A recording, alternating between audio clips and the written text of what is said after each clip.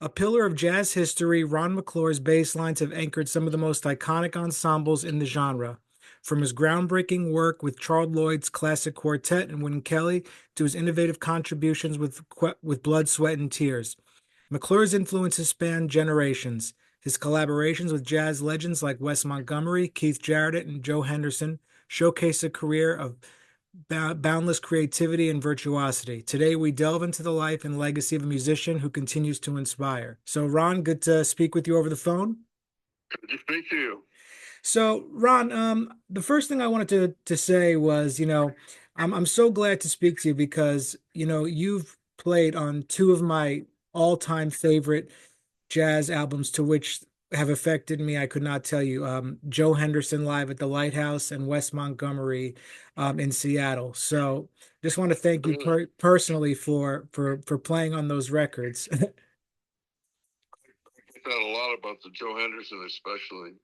Yeah, there was something, you and Lenny, the way his ride cymbal and you played just was incredible. Yeah, it was an interesting time. I mean, I never really heard myself like I do on the records. And they recorded with a pickup, unfortunately. So it's not really the sound of my bass. It was live, you know. So it didn't give the acoustic sound. I've never really liked the bass sound. Oh, But, really? well, I mean, it's all from some, like a Parkinson Berry pickup or something. It's not a mic. They didn't mic my bass, you know. Oh, wow. So when you go back and listen to that recording, I mean, even though you're not, too crazy about the sound of the bass, was there any particular track that you really liked the energy, the more so than another track? I like Invitation. So I'm just playing with Joe for quite a while. Oh yeah, that's amazing. Yeah, I love that Yeah. one. So when you were playing on that gig, was it like was there a little bit of added stress because you knew you were going to be recording? Oh no, that was not a factor. We had played about three other gigs up north in San Francisco and in Oakland before we came down. Actually, there's a bootleg recording of the gig that we did at the Both And on Divisadero in San Francisco, which I like even better than the album. I Oh thought we wow. played better there, Oh, but well, yeah, it's so no, so it's such happened to record. okay. Got it, got But it. yeah, but we had been playing for a while, and we rehearsed quite a while before that. So Yeah. I was well into it and felt pretty good. Yeah, well, I just had to tell you that because that's one of the records that really it's one of those jazz life-changing moments for me. But even either way, I wanted to talk to you a little bit about being a professional musician. There's a lot of mystery about what it's like to be a jazz musician, not just for the um, people who don't play music, but for jazz musicians. Is there a common misconception about being a jazz bassist you wish more people understood?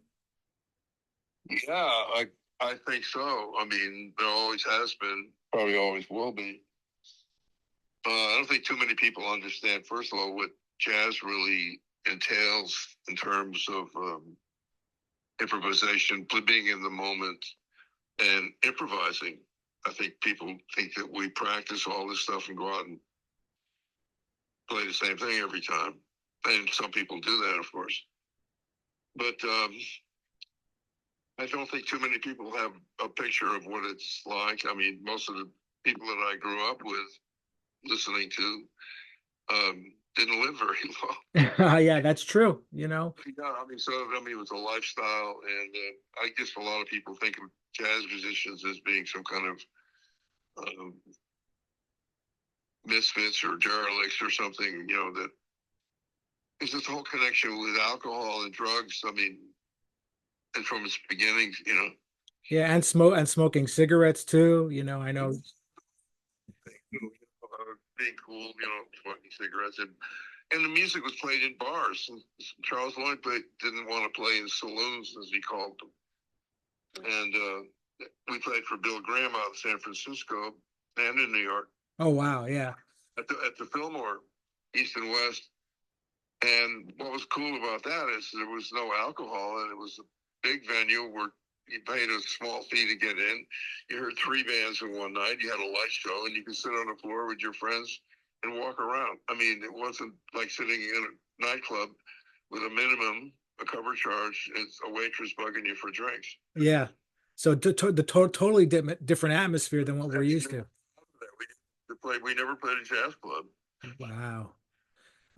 You know, Ron, you've played with so many people. I don't know, the list goes on, and I'm sure you have all these stories you could share with me. But there's one question I wanted to ask you, for someone who's had such a extensive career. Um, if there was Groundhog Day, like the movie, and you had to do one concert every day over and over and over, was there anything that stands out to you, or maybe two that the music just reached another level for you personally? Well, there's several. What I comes to mean, mind? you get to a point with the band, like with Charles Lloyd, for instance, where I wasn't being the traditional bass player in the sense I had left Wes Montgomery and Wynton Kelly to join Charles a year before, and we played some concerts. I mean, I think at Reed College in Portland, Oregon was the last one we did. We did it like 2 or 3 years in a row. And those kids were so bright, and it was such an interesting place to play because they were so into it. And you reach different levels, and you don't do that often. It's hard to get to, right? You just feel like you're out of it. It's almost like an out of body experience. Yeah, I understand completely. And let's talk a little bit about the educational aspect, because I met you at NYU about 15 years ago. You kindly played during my audition. When you're mentoring somebody, a young musician, what's the most important thing you think they should know based on your experience? Well, that's a good question. First, they have to show up, which is a problem sometimes. I get a lot of students that are not music majors, so it's I have a wide view of what that is for those people because they're not going to become professionals. So I start with what they like, basically, because they want to play songs right away, even if they've never played the bass. Do you have any songs that I can play? I said, well, I mean, first you have to get a sound, then you have to get some hands where you know where the notes are. Then you have to find a way to play what you like. Maybe you should just try to find it. I talk about discovery a lot because you really discover this music. I didn't have a Berklee School of Music to go to when I was a kid. There were no jazz books. There was no fake book. There were no videos. There was no internet. So I discovered this music pretty much on my own just from listening. And the hardest part is telling them what they need to do to get to the point where they can play. And it was different with jazz majors. I mean, most of them are already pretty advanced before they even get to NYU. Certainly. And maybe the people who aren't majoring in music, they don't realize the sacrifice and all the time it takes to really get there. No, they have no idea. They think it's like turning on a radio. I mean, and they figured that since they're paying for the lessons, it's incumbent upon me to do the work. They don't see any reason to do any work.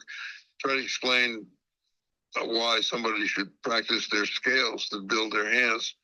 They don't even know what that means. Yeah, They have no idea what that oh, sorry.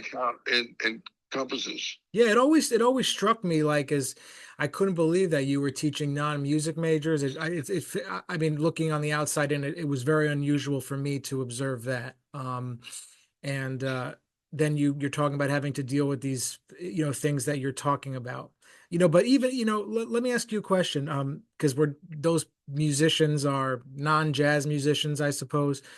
And when it comes to inspiration for you and your playing, what non-jazz musician has most inspired you, or any bands over the years, would you say? What non-jazz musicians? Yes. You mean in terms of what kind of music? Sure. Well, I mean, my first influences were Red Prysock, hand clapping, and Bill Haley and his Comets. You know, like Rock Around the Clock. Those are the first things I heard. That wasn't really jazz. Mm-hmm. It was blues, and it was swinging. And they both had acoustic bass, and that's where it began. I didn't realize it until much later that that really turned me on. I mean, before that, I had listened to the radio in New Haven, which is about 70% Italian. I heard a lot of accordion music, so I studied accordion between the ages of 5 and 15. And then I got to high school, and they said, well, we know you play accordion, you know music, we need you in the band, but you're not playing that. We'll teach you how to play the bass. So then I got gigs with this band in New Haven called the Kingsmen. They were guys that went to Yale, Art College of Music in Rensselaer. They were older guys. And they turned me on to my teacher, Joe Iadone, and they told me what records to listen to and turned me on to Blue Train. John Coltrane was the first real jazz record I had. I had been listening to Art Van Dam Quintet. It's like George Shearing with accordion instead of piano. So that was jazz. It was a different kind. When I heard Blue Train, then I heard Paul Chambers, Cook and Work and Steam and Relax, and the Miles Davis records. They came out the same year. I was hooked. Yeah, I know. I mean, that's got to be when you're going from listening to Paul Chambers and having to, I guess, take his place, I guess you could say, right? Or, you know, when you play with Wynton, that's how was that how it kind of went? Well, I played opposite Paul in 1964 for 6 weeks at the Hotel Consulate in Manhattan. And I went up to him and I said, Paul, my name is Ron. I love your music. He said, oh, no, you're the cat. You're the cat. He walked away from me. We never talked again. Wow. He was obviously very depressed and not doing well. And a year later, he didn't show up for a gig in Atlantic City with Wes Montgomery and the Wynton Kelly Trio. And I had opened for them with Maynard Ferguson's big band. So I'm standing there with my bass off to the side of the stage, waiting to hear these jazz icons. So Jimmy Cobb hits a couple rim shots and signals for me to get over there and play with him. He said, Paul didn't make it. You got to play with us. So I played with him. And then a month later, we had the same double bill in New York City at the Village Gate. And Ron Carter had replaced Paul for gigs in town. And he was late because he was doing a recording session. So Wynton asked me if I would play the first set because Paul wasn't there. Then Ron wasn't there. The next day, Ron Carter called me. He said, I'll give you $20 if you play the first set again tonight because I'm still doing that record date. I don't know if I got the $20, but Wynton took my number that night. And shortly after that, he called me and he said, we're going to the West Coast for 9 weeks. Would you like to go? It changed. That's something that just like I can't even imagine the feeling that you felt in that moment. It was wonderful playing with them. The music was so joyous and buoyant. The language was simple after playing with Charles Lloyd. We were playing a lot of free stuff, and they didn't play like Keith Jarrett, Jack DeJohnette, and Charles Lloyd. They were playing really straight ahead jazz, but they swung so hard and it was so joyous. Wes was always smiling. Wynton was like Santa Claus too. I mean, they're the nicest people, and the people loved it. And we packed clubs, and I don't know if we did any concerts. We played mostly clubs. Yeah, That was great. When you look back on your career now, is that what you're most grateful for, would you say? Just those moments, or is it just being able to sustain a career overall, or is it that you've maintained an active team? What are you most grateful for right now? I'm just kind of curious. The fact that I got to do it. I mean, the reward is in the doing of it. It's not what you get from it so much. And I got to New York at a time when, in 1962, I was 20 years old, 21 years old. And there was all kinds of bands to play with. I would go from one band to the other. And there weren't a lot of bass players. and I was young and I was well trained and I had been playing for quite a long time. And I got right into it right away. And one thing led to another. I met a lot of people and got to play with people like Thelonious Monk and Marion McCarlin, Herbie Mann. You know, Buddy Rich was the first band I played with. And Mike Manieri, he came up to Hartford when I was going to school in Hartford. And when I came to New York, he got me with Buddy Rich. And we drove across the country to Las Vegas on my birthday, November 22nd, 1963. That's the day that we arrived at Vegas, and that's the day John F. Kennedy was assassinated. Oh, I'll never wow. forget that. And we played for about 6 weeks with Buddy Rich, and I came back. Micah Benny was on that band, piano player, and when we got back to New York, he went back with Maynard Ferguson's band, and he got me on Maynard's band. So I worked with the big band for a while, then we worked with the sextet for a while. There was always something, you know, one door would close and another would open. And there just seemed like there wasn't that much space in as far as time. Like you could just go from one thing to the next, you know? Well, in the 60s, that was the truth. I mean, especially after, I'd say 65, 64, 65, I'd been there a couple of years. And at one point I was playing with Wes Montgomery, Wynton Kelly. I was playing with Charles Lloyd at the same time. I was playing with Keith Jarrett as Vanguard. And God knows what else. I mean, the Wes Montgomery record and the Charles Lloyd album from Montreux, 1967, were just a couple months apart. Yeah, it's incredible that you got to participate on those records. I mean, it's just there's not what else is there to say, right? I was in those bands. I mean, at the same time, none of them worked all the time. Right. And the same thing with Michel Petrucciani later on. I was playing with Dave Lehman at Quest, and I was playing with Michel Petrucciani's trio with Elliot Zygmunt. And we didn't work that much, so there wasn't any conflict usually. And at one point, Michel said, well, you know, what do you want to do? You want to play with them or you want to play with me? And I said, I want to do both. And then, of course, his manager had him, you know, get to Steve Gadd and Anthony Jackson ultimately. Mm-hmm. And he, you know, for the name, they were great. They were icons, you know. And they didn't play the same way we did together, but he went on to, you know, greater things. Unfortunately, he didn't live too long. Yeah, unfortunately. Ron, I wanted to also ask you about playing the bass in terms of growth, because growing as a musician can sometimes mean unlearning things. Um, Anything come to mind if I ask you something you needed to let go of to become a better musician that you had kind of latched onto?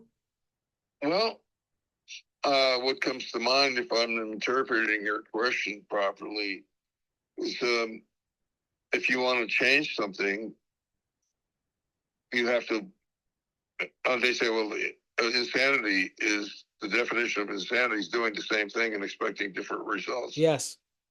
So if you're tired of doing something, or if you want to move away from, say, playing traditional harmony or avoiding the thumb position on the bass or something, well, you move in to a new area and you pick out furniture, you know.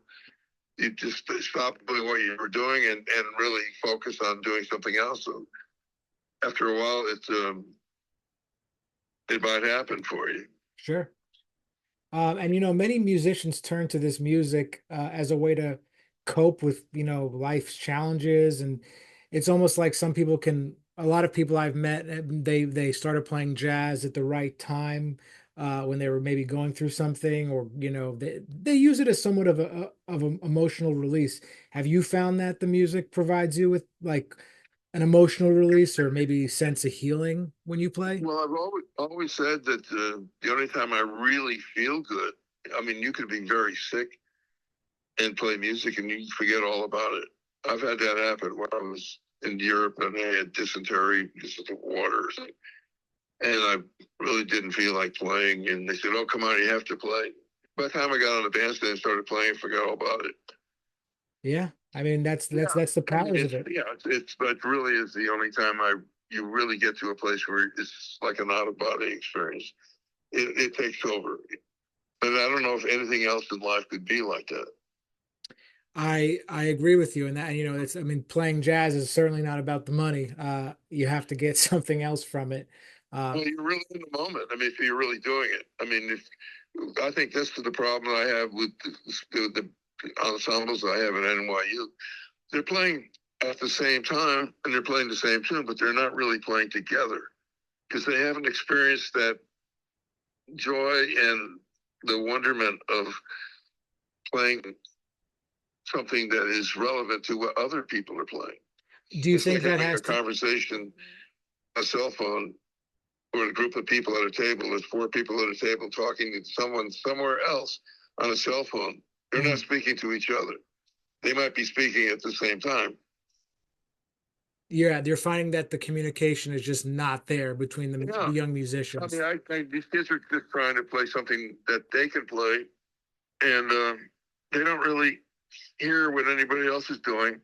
Just still trying to figure out something that they could play, and they don't. There's no question and answer kind of thing. They don't really adjust what they're doing because somebody else did something amazing. Unfortunately, one of the things, I mean, for me, like as you know, I mentioned, NYU, I went to Berkeley for an undergraduate degree, but then like just something kind of like a light switch went off where I felt like I was finally able to improvise, or at least play what I was hearing.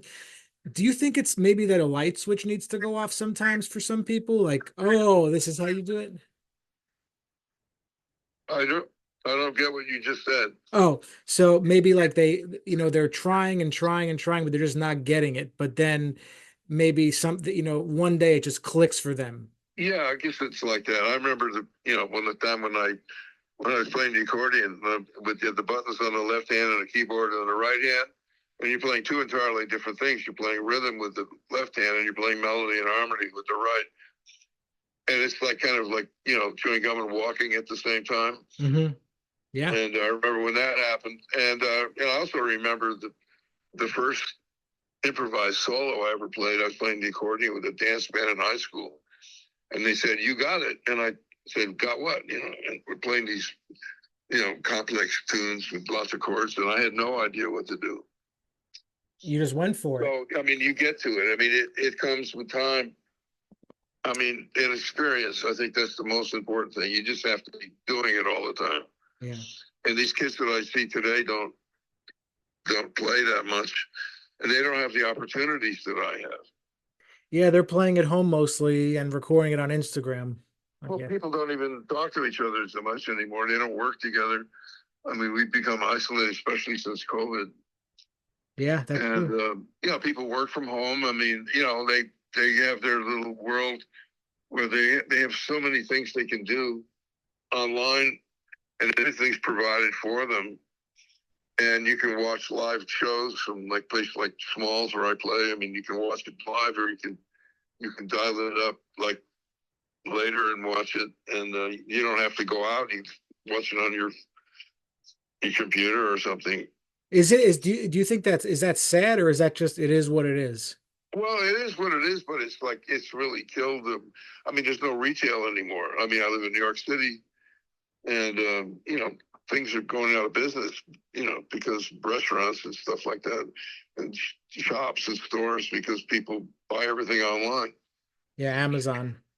Well, it's the same thing with music. I mean, you have too many choices now. I mean, just think of the veritable plethora of choices you have to listen to music on, music TV, like online, all these things, Spotify, Pandora, all these different things, YouTube.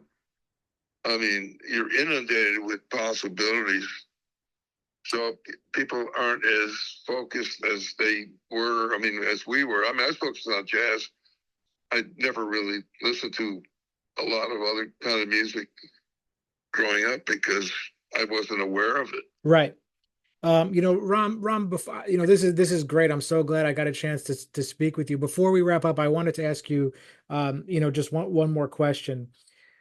What does success mean to you as a jazz artist? I mean, because I think it changes as the years go by, but right now, what is success for you as a jazz musician, would you say? Well, getting to do what you do. I mean, Red Mitchell, one of my favorite bass players, and it was a close friend of mine, he said, success is creating a job for what you do.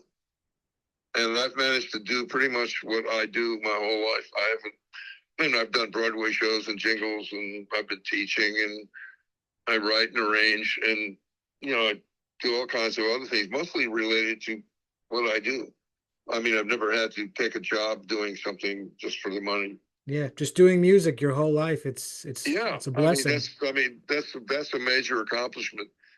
And I've got to play with the people I played with. I mean, I got here at the right time to play with some of the icons who are no longer with us. And my students can't do that because they're not around. Yeah. I mean, for me talking to you, it's like I look at it like as someone who loves like I was telling you that Joe Henderson record so much. Yeah. It would not be what it is without the way you played. I mean, granted you don't like the recording, but like Well, I kind of carried it in a way. I mean, the bass is very prominent on those records. I absolutely. like the one, the Gazelle I'm on a record called In Pursuit of Blackness. It's Darkness the is second color, right? album That's from its the color, right? Lighthouse. Is it called In Pursuit of Blackness, Darkness is Color, something like that?